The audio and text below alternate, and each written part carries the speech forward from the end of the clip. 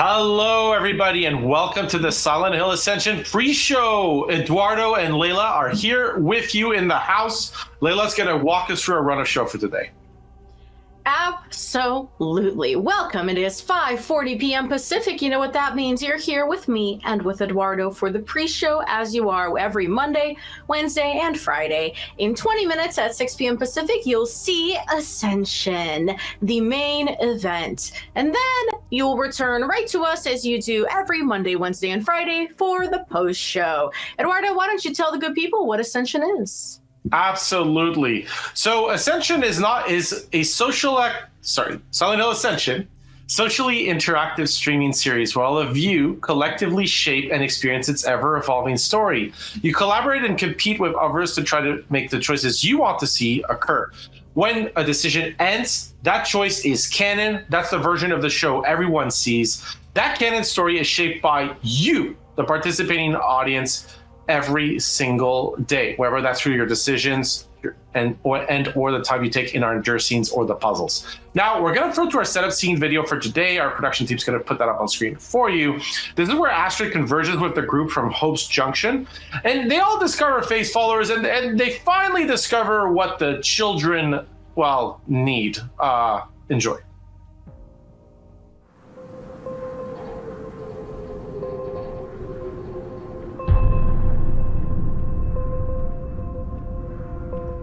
Rachel, who are these people?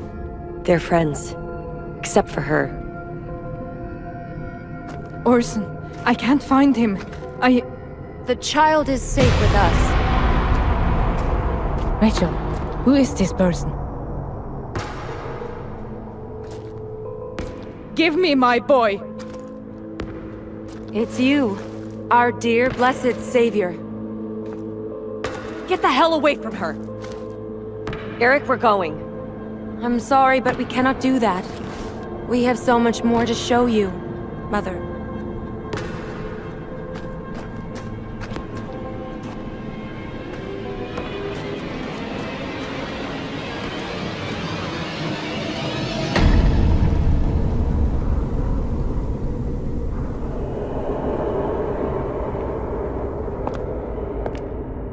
Orson, Angel! Are you okay? Faith, baby, we're right here.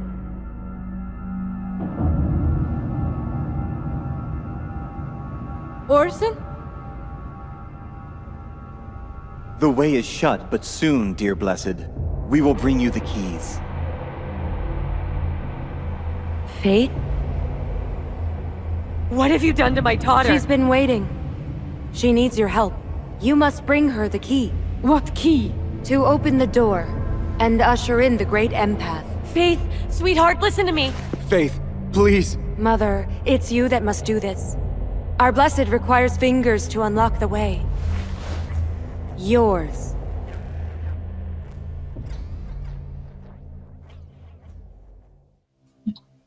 Welcome back, everybody. I hope you enjoy that. As a new week, it's good to put ourselves in context. Now, to help pepper our discussion, our production crew is going to put our iconic scene of the week on your screen. That's where Astrid and Hagen confront the monster holding Orson. And that scene really has it all. It has Astrid, mother and child, mother and lover. Essentially, and the protection as well that we're going to see later is great. Also, lots of monsters in this scene make it fantastic. But Layla, let's take a moment to discuss our story from this past week, because quite a lot has actually occurred. Yeah, we've been listen, Eduardo. We're getting to a point here where we're, shall we say, ascending into some pretty intense action, and headed towards an eventual climax that I am sure will be spooky and also ooky. We got things going on all over the place, and even in the chat right now, I'm seeing a lot of buzz about Nils specifically and how Britt ended up forgiving them.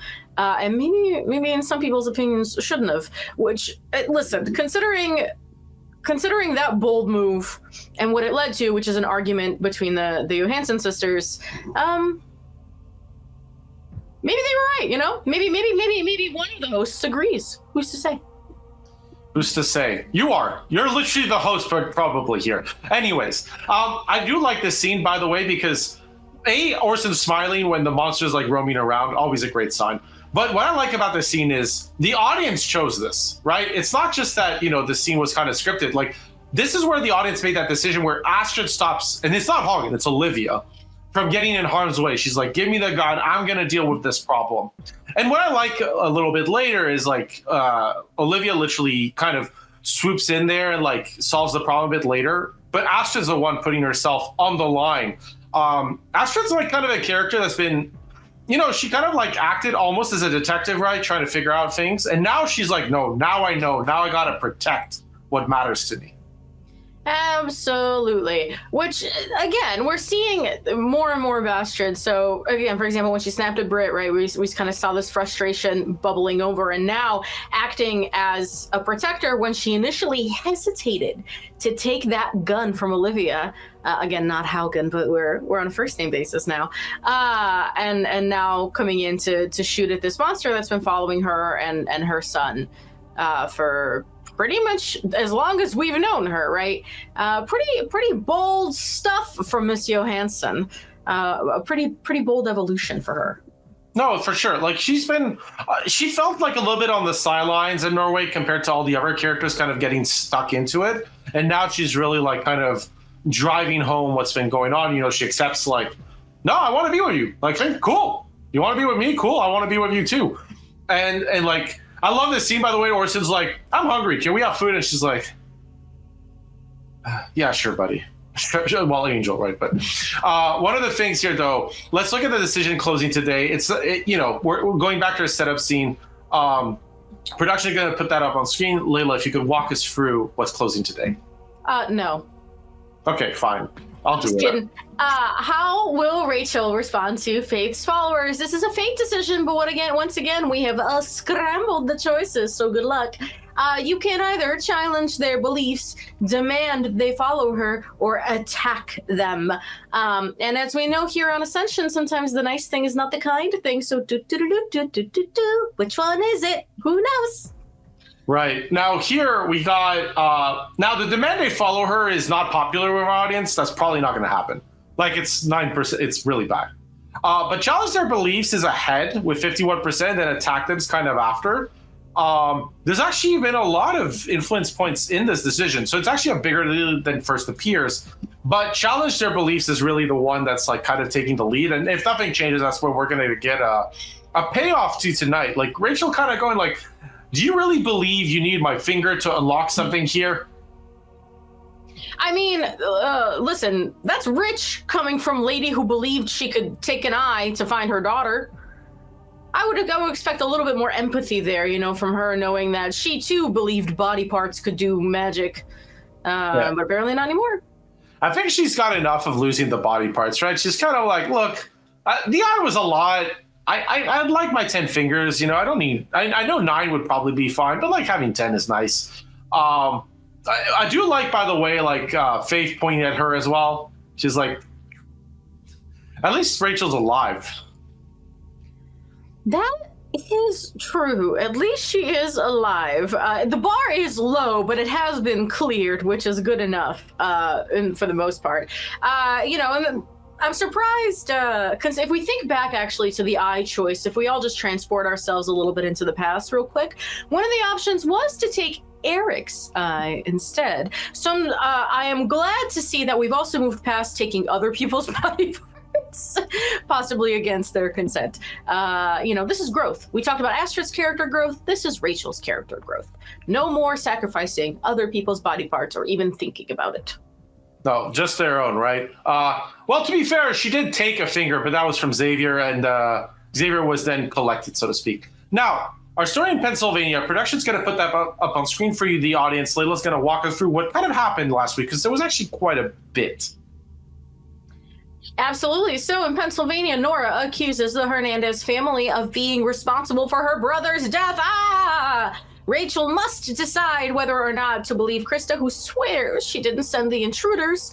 And then Krista begs the others to believe her as a monster approaches the group. Tension, tension, tension. We got a lot of interpersonal tension. Now No, yeah, there's a lot of mystery, right? Like one of the things with Pennsylvania is we were a lot more stuck in the action. But as a result, we maybe haven't solved all the mysteries that were available to us kind of in that area, right? Like the steel mill is a big thing that we haven't seen. And as on Friday, right, we mentioned, last cinematic cameo coming up. That's today, by the way, if you were interested, this is a good time. But we also have kind of that confrontation between Rachel and Krista taking a different turn. Krista's not looking as confrontational right now in relation to Rachel. Now, could be an act. The audience chose to take her prisoner, kind of in the middle option there with suffering, but it doesn't have the same vibe as it did when they were fighting for the Foundation's leadership. No, but wouldn't it be sick if she got down on her knees to apologize to Faith and then just rocked back and did opened up a can of whoop ass on all the monsters, just straight up, martial arts, MMA, wrestling. I think that could have been a fun time, but I also maybe watched too many Fast and Furious movies. But truly, I feel like we saw a lot of really hot-headed confrontation early on from Krista, who was not only confrontational, but also just very forward, especially towards Eric, and now seems to be in a much more desperate position, which is interesting because she is now at the whims of the Hernandez family. And that is not a fun position to be in for somebody who strives to be a leader and not dependent on others. No, for sure. And one of the funny parts for me about the setup scene today was oh, these are my friends, except for her. Very clearly denoting that I don't like this. Well, actually, to be fair, Layla, you interviewed Wilma, and she called Krista a bitch. So, that was straight up, straight up call it. So, character and actress portraying maybe one and the same in terms of that kind of analysis for sure. Well, to be fair, Krista did also call herself a bitch and famously not a monster. So the opinion of Krista there aligns across the board between Rachel parentheses canon, Rachel parentheses meta, and also Krista parentheses canon. But yeah, it's an interesting position for that lady to be in, considering she was fighting head to head with Rachel for leadership not too long ago. Yeah, she tried to steal Eric. She tried to steal Faith. Eric wasn't worth it, apparently, and Faith was definitely not. Faith, I agree with Krista on. No problem there. Now, Norway, we have other drama. That's going to be put up on your screen. There was actually also a lot that happened in Norway, but that was a lot more action-based. Would you say in Norway we have mama drama? I would not. Ah, damn it. Okay. Again, no, an option. Astrid and Haugen head back to the farm with Orson, but they hear noises ahead of them in the fog. Britt fills Astrid and Leho in on what took place at the docks, but Astrid finds herself pulled away, and then Astrid converges with the group from Hope's Junction. Convergence round, I don't know what it is now, 5. Woo! They keep meeting. Well, there's actually been a really big transformation in the convergence, right? Originally, Astrid and Rachel, kind of like the red telephone, really one-to-one line for absolute emergencies. Then as time went on, they discovered that there was Aurora and Barbara. So those kind of, the four of them kind of met in this kind of, I don't have a clever name for it. It was just a horrible time. Let's be honest. Except when Barbara got eaten, I was a big fan of that. They met in just the bad vibes zone. The bad vibes zone, that works. Thank you, Layla, because that was important. You need a name for it. These things are important on this. You don't know what we come up with on the spot and what we prepare. You have no idea. No, and sometimes we're really good at coming up with things on the spot. Sometimes we're really bad at coming up with things on the spot. But it's okay, because then the audience fixes our bad ideas, and then they become canon, kind of like in Silent Hill Ascension, a socially interactive streaming series where the choices you make become canon. And you said you weren't good at segues. I think this is pretty good. It's pretty rock solid for me for this time, especially on a sleepy Eclipse Monday. I think we did pretty good. But yeah, super intense time over here in Norway, because not only are we converging with the Hope Junction crew, we literally just watched Astrid go toe to toe with the Immolator. So the how do I put this? the circumstances just simply continue to escalate. And I'm glad that multiple people in Norway are armed and seem to have like experience hunting. Whereas, I mean, like, listen, Rachel, we watched Rachel pistol whip somebody and Eric shoot point blank, but I don't know if I have faith in them doing much more like ranged battle, you know? No, like that scene with Eric was something. Like, we're talking about Norway, but yeah, Eric's like face like I have to do something bad. Eric's like, don't worry, I'll do the bad thing. I'll deal with it. I'm a responsible fodder. I will kill the two people for you. Straight up. But one of the big differences here is Orson came for the ride. And having the two children together is actually something new from last week that happened right at the tail end. That I'm sure will not lead to anything of any importance whatsoever. I actually don't know, but foreshadowing, it probably will lead to something. I mean, listen, everything, that's how stories work, I believe, famously. Events lead to other events. I think that is, I'm pretty sure that's just how a story works. But yeah, we're going to find out what's going to happen in the Bad Vibe Zone, especially with the two kids there. And maybe we'll see a Faith v. Orson, Chomp v. Slap battle. So who's to say? Everybody, place your bets. You can Venmo them to me. But hey, speaking of trials and tribulations, let's talk about endurance scenes. So when the endurance scene starts, you will have to time your inputs to the actions you see on screen to help our character. Collective success means that the character's hope will rise. Otherwise, it will what? Fall.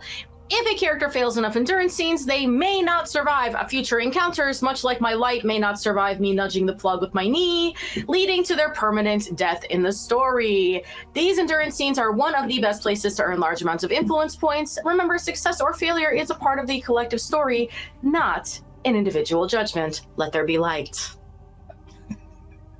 Is this where, okay, fair enough, you remember the light existed. To be fair, the light was down for a little bit today. I mean, some kind of cosmic event happened, real world. Maybe there was a transition.